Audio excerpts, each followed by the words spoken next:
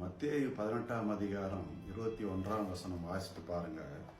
பேதுரு இயேசுவினிடத்தில் வந்து, ஆண்டவரே, என் சகோதரன் எனக்கு விரோதமாக பாவம் செய்தால் நான் எத்தனை தரம் மன்னிக்க வேண்டும்? 7 தரமோ என்று கேட்கிறார். இயேசு சொல்றாரு, 7 தரம் இல்லை, 70 தரம். அப்போ 7 × 70 490 முறை நீ மன்னிக்கணும்ன்ற. அப்போ 491 முறை பாவம் செய்யணும், மன்னிக்க கூடாது அர்த்தம். அப்படி இல்லை. 490ன்றது நீ ஆயுசு நாட்கள் முழுவதும் நீ உன் சகோதரனையும் உன் சகோதரியும் நீ மன்னிக்கிற சுபாவத்தை வளர்த்துக்கணும். ஒரு நல்ல பாடத்தை இயேசு அந்த பேதருக்கு கற்றுக் கொடுக்குறாங்க.